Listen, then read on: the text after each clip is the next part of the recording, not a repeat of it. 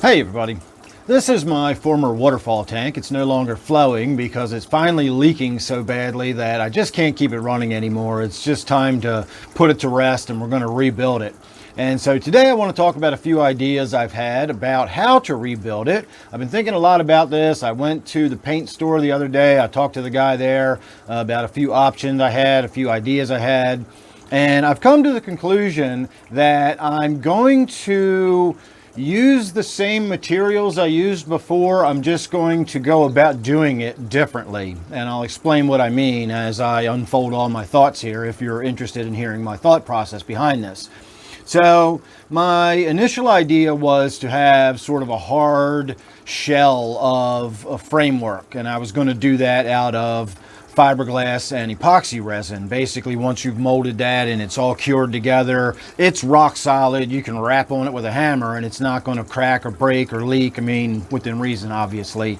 And so that was my initial goal. I wanted something solid and sturdy that I was just not going to have to worry about. But there's a lot of complications that come with working with fiberglass and the epoxy resin you have to use, not least of which is fiberglass dust that I don't want to breathe, the fumes from the epoxy that you've got to be careful around even if you're outdoors. Just a whole mess of stuff that I just don't want to deal with. And I have zero experience dealing with fiberglass and epoxy and all that. And I think, you know, the first cat out of the bag should probably not be something quite so grandiose. Maybe start with something small, maybe build a little cave or something for one of my smaller setups or something before we start worrying about doing anything large scale with that. So the other ideas I had, and some of the ideas that were given to me, was using either like a polyethylene or a polyacrylic or something to that effect. I could also use shellac or floor varnish was a good idea that I got.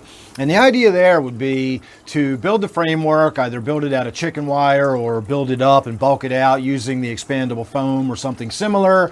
And then I could lay some sort of mesh material, some sort of cloth material like a garden cloth or even just some linen cloth over it, and then paint it with this lacquer or whatever, and then any one of these various materials would cure into sort of a hard shell and would be waterproof. And while that may or may not be true with some of the different stuff, I've come to the conclusion that some of the items, like the polyethylene seal that I looked at, was more for sealing wood. There's just no amount of coats of that I could put on a piece of material that would bulk it up into sort of a hard plastic shell. I would have to buy something specifically like a floor varnish or shellac. Shellac would work pretty well if I was to try to do something like that.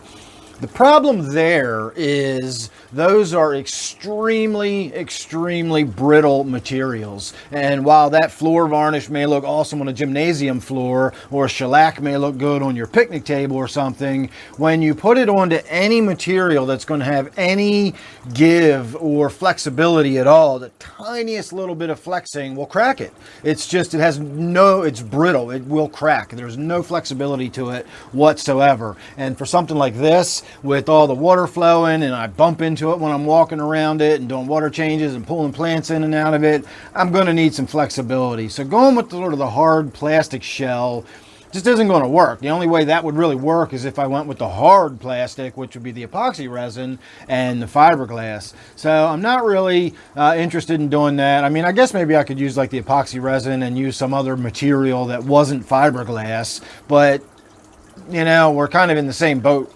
It doesn't really matter. I'm not going to go that way. Plus that stuff's expensive. I've looked into pricing that epoxy stuff and it's pretty pricey.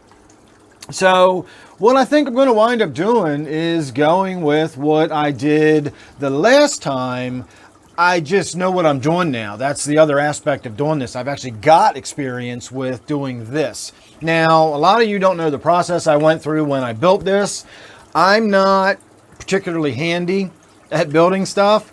I'm an ideas man. I get the ideas. I know what I want to do. I know how I want it to work. But when it comes to actually measuring the lines and cutting with the saws and all that stuff, I'm terrible at it. I never get anything the way it's supposed to be. Everything's wobbly and doesn't match up. I'm terrible at it. I know that. I'm also not good at plans and thinking ahead. I just get an idea in my head and then I sort of make that shape start happening in real life. I just sort of start building it out and fleshing it out as I go. I cut each piece as I need it. I basically hold the piece of wood where I want it and mark it with the saw, and then I cut it to fit. It's a terrible way of doing it, I know, but it's how I do it. It works for me. And what I did with this was start with a rough idea that didn't work at all. My real idea was to go with my inspiration, which is, if you've ever seen any of my videos out of Pretty Boy, when I'm out there kayaking, there's a lot of little streams that flow down out of the woods, and I want to get that sort of flowing down from the hillside effect, but I don't have the distance in my basement. The first one I built deep. I built it like 6 feet deep. And I tried to get this flowing water effect, and there was just so much water on it and so much area to cover that it basically was ready to collapse. And so what I had to do was take the whole thing and sort of squeeze it up. And so visually, we've got the water that flows over back and forth and down and everything, but that's kind of like a squeezed in two-dimensional version of what I'm trying to give the impression of, sort of this flowing water coming down out of the hills. Again, I'm really limited on space. I can't have a real waterfall flowing down in my basement. So when I built this, I went from that, I sort of cut it in half. I took what was originally like the far end of it, stood that upright, and that's what you see right there. This was only the further half of it that was laying back at about a 45-degree angle. So I took the whole bottom section off, stood it up, and then I started trying to just seal the expandable foam. I didn't cut it with a knife and make nice flat smooth surfaces on it or anything. I just had spray foam in there, and then I started painting it with Flex Seal. That was my first go-to, was I was buying the gallon cans of it, and I would paint it on and it would just run through and drip out the bottom. And I figured if I put enough coats of it on there, it'll finally eventually seal those holes, and it never did. I put coat after coat after coat of that stuff on there, and it never sealed. And so from there, I started trying to use, I figured out that I could take silicone and I could soften it into like a paintable material. I could get it as soft as I wanted, and I could spray it on if I really wanted to, if I wanted to get it that thin. And so I started painting silicone over everything, and I started laying like bags and garbage bags and stuff and painting over the garbage bags with silicone. And I really just kept trying to patch this together and add to what was there and fix what wasn't working. And for all that, I'd say I did a pretty good job of finally getting it up and running. I got years of use out of this thing, had a lot of fun with it, and I learned a lot. But having done all that, I'll never do it that way again. I know how to do the silicone now. I know how to do some sort of preliminary testing with getting some material waterproof, that I can start with a waterproof material, glue that in. I'm going to do it differently, but basically I'm going to use the same kind of construction material. I'm going to use the expandable foam.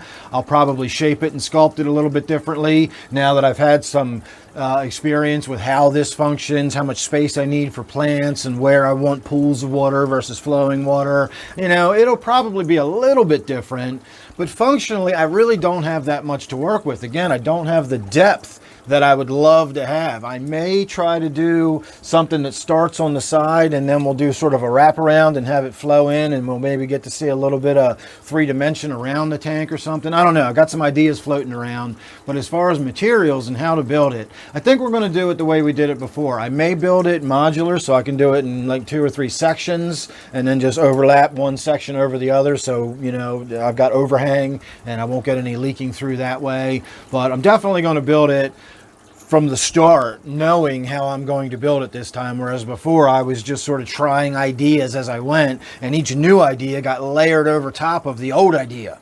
And that's just a terrible way to do things. Again, I'm really happy with the end result of what I finally got out of it, but it's not a good way to do it. Again, I've said before, I'll never do it this way again. So I'm going to do it this way again. I'm going to use the same materials and everything. I'm just going to use, my methodology is going to be different. I'm going to go about it a little bit different. So look forward to some videos of that coming up. I don't know if I'll ever get around to doing one of those whole montage videos where I save clips from, every time I come down here and work on it, and 2 months from now you're going to get the one big video of me putting the whole thing together. I really don't roll that way, so you're probably not ever going to see that video, but I will shoot videos of what I'm doing as I'm doing it, and so you'll get to see see bits and pieces, but you'll have to subscribe for that. You'll have to ring the bell. I do post videos every day, but I do post a lot of stuff, and some of it's, you know, mismatch, random, etc., etc. So just make sure you're subscribed and you won't miss any of that and any of the construction project that goes on in this. I do have some new fish in here. I have confirmed that I do have some of these baby blue wag platies that have survived and, you know, not been eaten by the larger fish. And so I've got some new blue wag platies, and I took my last remaining fish out of my 20-gallon angelfish tank. It was a clown pleco, and I needed a pleco type, you know, cleaning fish in this tank anyway. And so now the clown pleco is in this tank, and that tank is now empty, and we can start doing some work on that tank too. So again, if you're subscribed, you won't miss that project. This project, we're going to be putting new crayfish in my native tank. So we got lots of good stuff coming up. We're going to be looking for some woodwork for the 55-gallon tank you can see behind me. So again, make sure you're subscribed. You won't miss any of that. So thanks for watching this one. Hope you enjoyed that. See you real soon in the next one.